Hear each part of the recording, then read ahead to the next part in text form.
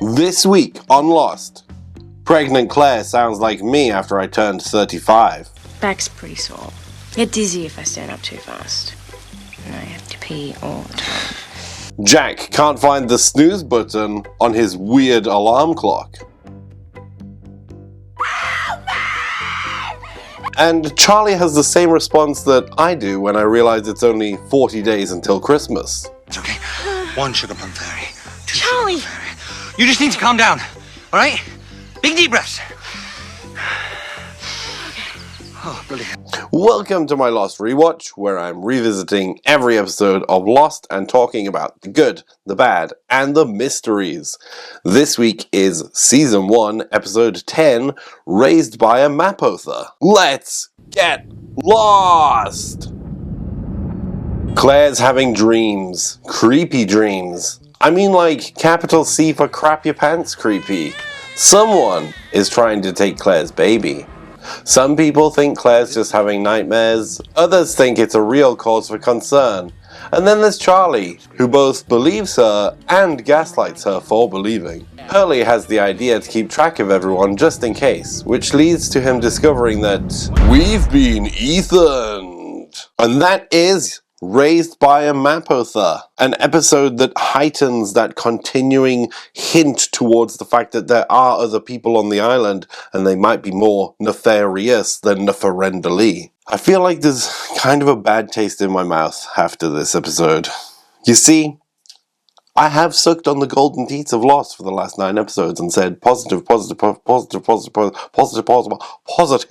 things, but this might be the first time where I'm actually going a little bit down the negative route. Because with hindsight, I'm not sure if I like this episode as much as I used to, or definitely as much as I liked it way back in the day. You know, the irony being that in the last episode, David Fury basically dropped 108 mysteries, and I loved it. Whereas this episode is dropping practically like 1 mystery, and I don't really like it. But this mostly comes from hindsight, because almost everything in Solitary is answered in some way, shape, or form. You know, we learn what the Black Rock is. We learn more about the sickness, and we meet the others, and so on. Whispers, all the things that were raised in Solitary get addressed and or answered in some way. However, the one mystery that really drives this episode from start to end is not only not answered, but the whole thing kind of gets swept under the rug. Because this whole episode is designed around telling us that Aaron is basically going to be a Damien baby unless Claire raises him. But later in the show, we even see Aaron being raised by someone else, and well, he's just a cute little cutie pie that shows no hints of specialness at all. So the central mystery that drives most of this episode, or practically the whole episode, is moot. But I will say, I love Lost for trying. You know, I do think that this plot line, along with Walt being kidnapped and the creepy kids that we see in Season 2, it was probably just a plot that at the time the writers liked and were kind of leaning towards, but as the show progressed, they kind of got dropped by the sideline, you know. Future Stephen here. Just to clarify, just because I'm saying something negative. The medium says, it is crucial that you yourself raise this child. Your goodness must be an influence in the development of this child, your nature, your spirit. This child, parented by anyone else, anyone other than you, danger surrounds this baby. So my point of contention with this episode is that even though in the future of the show, Aaron is put into a lot of danger, in various dangers, multiple times, and even though Claire is separated from him, and she even loses her goodness and her light, you know, when she gets the sickness. But my contention is that the speech specifically says something is going to happen to Aaron if he is not raised by her. You could make the argument that it is Claire's goodness that is in danger, essentially, like vicariously through Aaron. If Claire doesn't raise Aaron, then her own goodness and light is in danger. But that's not specifically what the medium says. And so that's my main contention with this episode, that aspect of it is not seen through. But what we do get with Claire and Aaron later on in the series is pretty good. It's just that this specifically isn't answered. So this episode is still enjoyable if you do approach it as Malkin is a fraud and that he is just playing Claire to get more money. You do get that sense of like, you know, on the first visit, Claire gets like pushed back, like, oh, there's this weird stuff. Oh no, here's your money back. Oh, go away. That will make her come back for more. And then if you just keep pushing her away, as a mark, if you keep pushing her away, then she's going to keep coming back. So that when you do finally give her this like ultimate solution, oh, there's this couple in America and they're going to give you loads of money and also me some money, that would eventually work out. The only problem with that is that the episode plays the supernatural element so straightforward that it's a little bit of a shame to imagine that it was just fraud, even though ultimately you can fully view this episode, even up to the pens not working, as just, oh, coincidence, and everything working out for Malkin. I don't have anything to back me up, but I do like that shitbag Thomas really looks a bit like Michael Emerson. I can't find anything to back me up. Maybe I'll find something in season 2, maybe. But I do remember there was, for sure, some kind of theory that this artist, Thomas, and Benjamin Linus were in cahoots. And they were working together to get more babies onto the island because, you know, Ben's obsessed with, like, pregnancy and babies in the island. And it's like they were working together. And it's just because they looked similar. It just reminds me of, like, all those ridiculous theories that you would get on websites like The Misfit is Here. It was a very niche and interesting kind of content. Carlton Cuse as Neil Frogurt. Why is Mr. Echo making a musical flute? Through more great detecting and research, I have found that Mr. Echo is making a music hall to keep the survivors entertained. Look at the flute he's making. Look at it. Look. But we all know that stuff's just nonsense. But what is not nonsense, that's a faster way of saying not nonsense for the layman, is Hurley's plan to make a census. In the last episode, he was putting the islanders at ease and making them feel less stressed out. And in this episode, he's trying to keep them safe in another way. And talk about the Ethan Rom in the room. I feel like Ethan straight up taunts Hurley here. Sorry, dude. Lots of names and faces. Pretty pathetic, huh? You'd think after a couple weeks on the island with the same people, we'd all know each other. Yeah, you're right. You would think so. Oh, and by the way, just out of curiosity, I did check some alternative anagrams for Ethan Rom's secret identity, which is weird because he called himself Ethan anyway when that's his name. Idiot. Anyway, the other anagrams are ear month, horn meat, mathrone, and my favorite, Tron. Alright, let's spin that donkey wheel and go back in time to see what people were saying about this episode at the time that it was airing. Alright, first comment, we're going to come in hot and heavy, and not in a good way, and I need to word myself carefully around this. I'm going to try and keep it simple. I appreciate that 20 years ago, Shannon can say the line that she did. I am so not moving to the rape caves. And it's not an overly sensitive, overly triggering moment for people. It's kind of just a throwaway line that makes you snicker or guffaw. Like, you're not making fun, you're not making light of that but you are just like going like, oh, Shannon, like of course someone like Shannon would say something like that, you know. And I appreciate most of these commenters are female. I'm not saying that only females can have an opinion on this, but most of the commenters here are female, and they're all either laughing at the joke or going like, oh, Shannon. A comment like this kind of makes me feel sad. It does feel like Claire's storyline was sidetracked a lot. In the end, she was just the person that had the baby, because not even the whole Damien-esque weird crazy baby theories came to light. She gives birth, and then she's just kind of in the background with Charlie for a while, and then she even disappears off the show for a bit. It makes me feel sorry for this person, you know. They're looking forward to something that's just never going to happen. Ethan looks to be in his mid-20s, so he could be 26. What?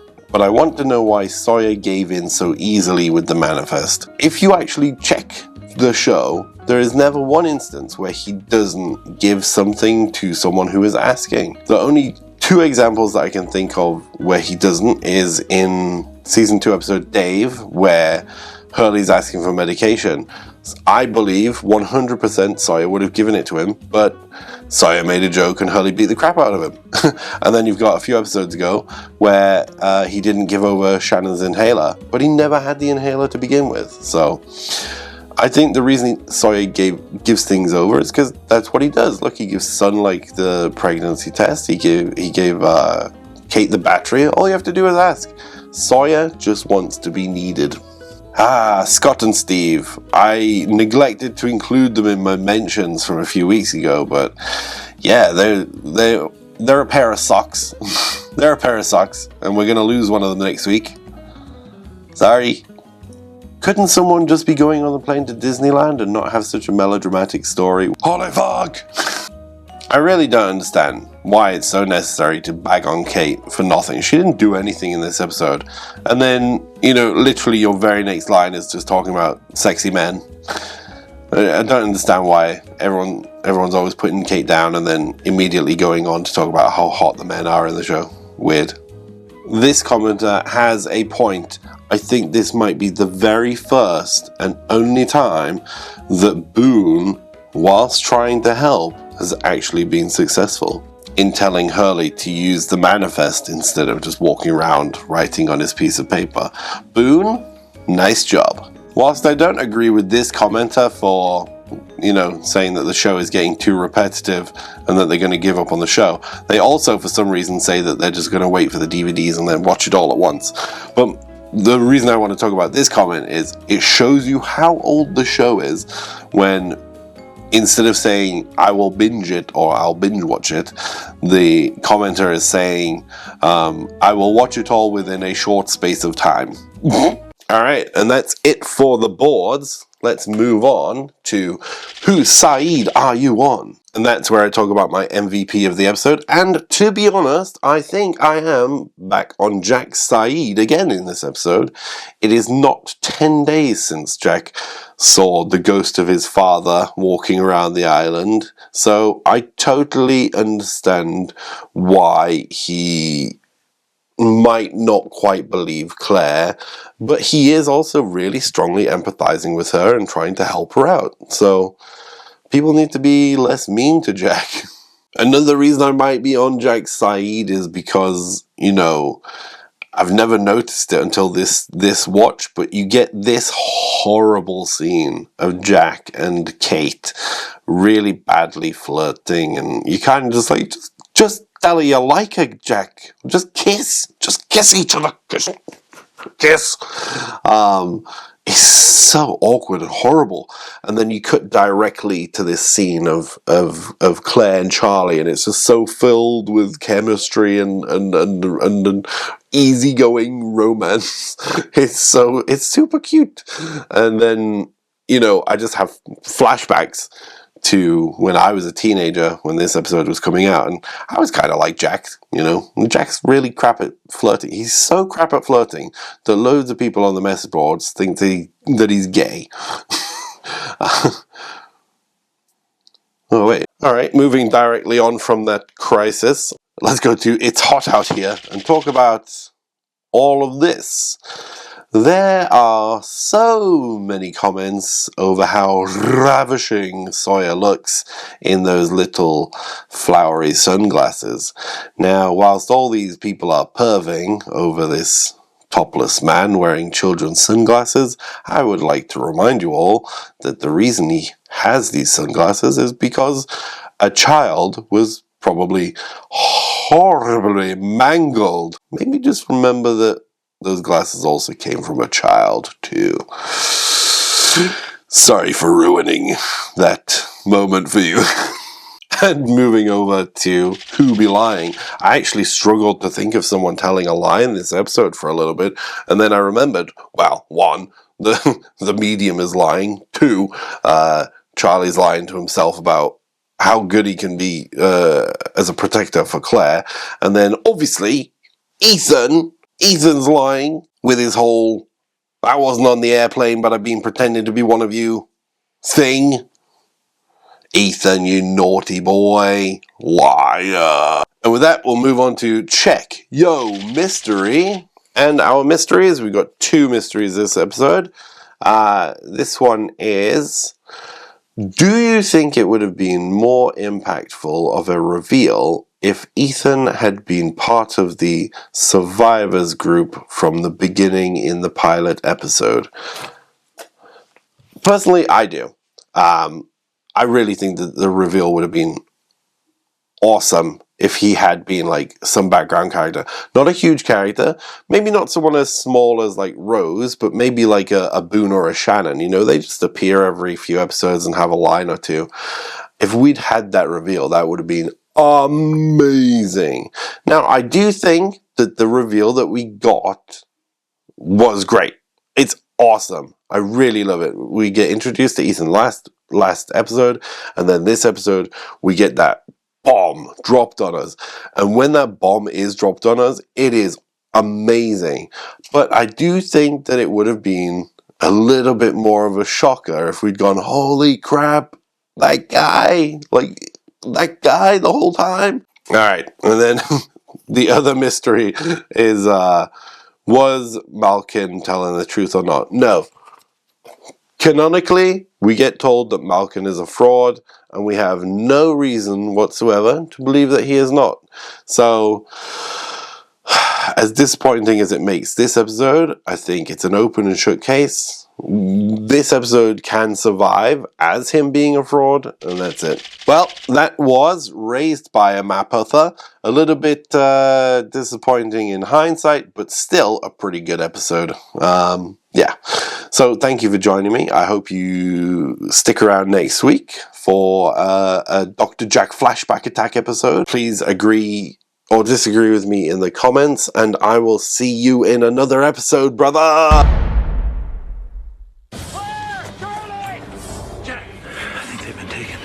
One man drag off two people. So you'd said there were others. Which way did they go, Locke? I'm coming with you. Well, well, well. What do you want?